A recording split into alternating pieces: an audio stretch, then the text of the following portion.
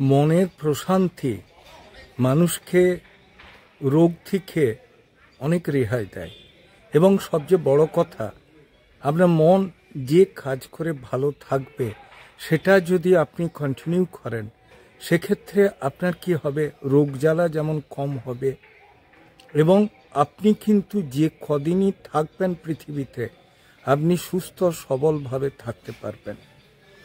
মনের প্রশান্তি কেমন জিনিস, যে জিনিসটা ধরুন মানুষকে সবসময় হাসি খুশি রাখে, মনের উপর চাপ রাখে না এবং তার মুখ চোখ দেখলে বোঝা যাবে যে তিনি ভালো আছেন, গম্ভীরতা থাকবে না, বা উনি যখন কারোর সাথে কথা বলবেন তার কথার ভেতরে যেন মাধুর্য থাকবে, রাগ ভাব আসবে না, বিরক্তি থাকবে না এবং বারবার তাকে কোনো কথা জিজ্ঞেস করলেও তিনি রেগে যাবেন না।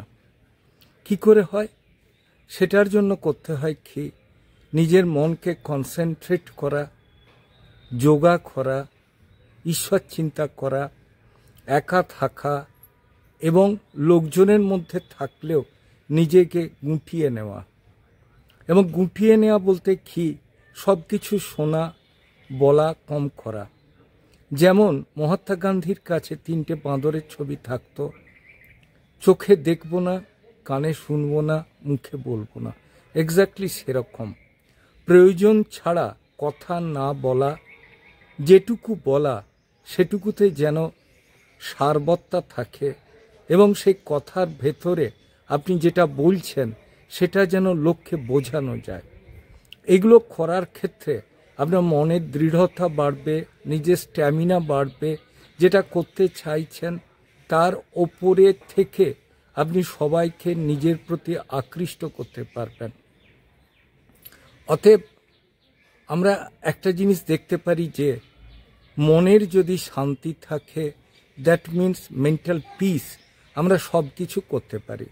কিন্তু যদি মনের অস্থিরতা থাকে, আমরা কোনো কিছু করতে গেলে আমরা সেই কাজ যেমন করতে পারবো না, অন্য কিছুও রয়ে যাবে সেই কাজটার ভেতরে বিরক্তিদায়ক কন্ডিশনে এসে যা।